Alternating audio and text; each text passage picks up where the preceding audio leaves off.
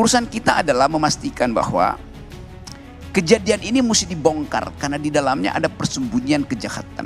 Sekarang kita ukur sampai di mana bongkaran itu bisa kita lakukan. Tukar tambah pragmatis dari Ibu Mega dengan 01 ini, ya ujungnya cuma ingin memenangkan pemilu. Tapi bagi rakyat ini bukan soal menang pemilu, kejujuran di dalam pemilu itu. Nah itu yang kita bayangkan bahwa akhirnya dapat semacam ya tukar tambah pragmatis. Sudahlah sampai pemeriksaan aja, jangan sampai pemaksulan. Tapi di benak masyarakat dunia orang melihat bahwa Indonesia ada di dalam tukar tambah di antara pemain-pemain yang sebetulnya bermasalah.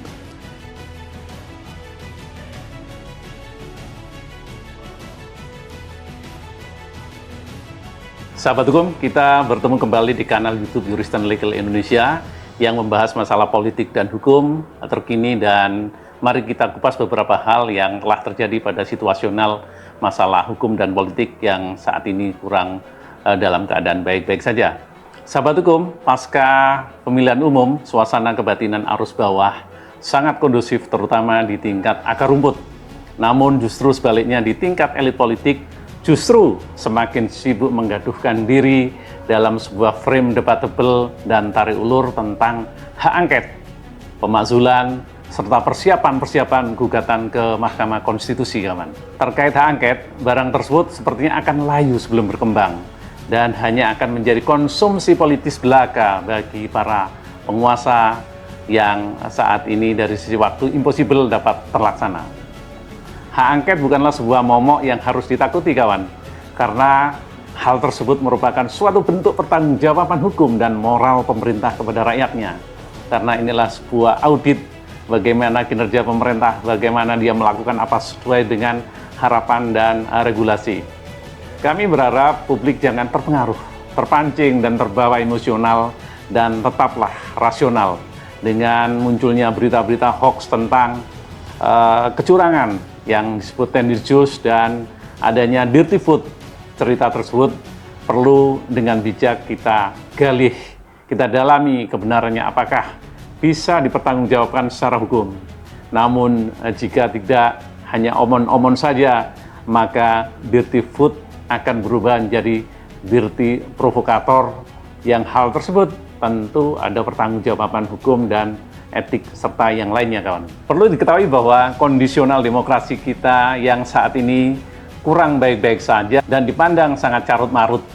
Sejarah demokrasi kita dengan gaya suap dan biaya tingginya, lantas siapa yang harus bertanggung jawab dan siapa pula yang harus dipersalahkan? Apakah bisa Pak Jokowi dipersalahkan karena adanya peran dan cawe-cawenya, atau pihak partai politika yang lebih tepat dapat dipersalahkan karena peran partai politik yang menjadi akar dari seluruh permasalahan kericuan demokrasi yang terjadi di negara kita ini? Contoh, kenapa mantan koruptor, pengusaha hitam, dan napi narkoba, serta mantan penjahat kelamin bisa terpilih menjadi anggota dewan? Apakah karena hanya mengejar elektoral 4%?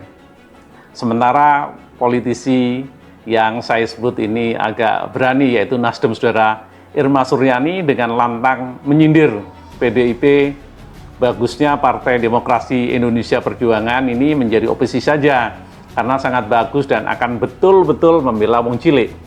Namun anehnya ketika partainya menang, PDIP, dia diam 1000 bahasa dan seperti kura-kura, katanya.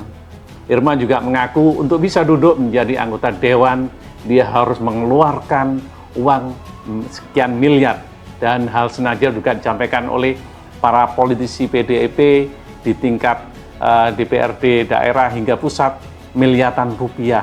Lantas yang menjadi persoalan besar itu, dia akan berpikir ketika duduk dilantik, yang dipikirkan adalah bagaimana caranya untuk mengembalikan uang tersebut, dan pemikiran-pemikiran liar tersebut akan berpotensi menjadi koruptor-koruptor baru yang menyusul rekan-rekan sebelumnya. Irma menambahkan bahwasanya rezim Jokowi bisa sekuat ini karena partai politik banyak yang korup dan bisa disogok, serta partai politik bisa dikuasai, makanya Pak Jokowi menjadi sangat hebat dan kuat.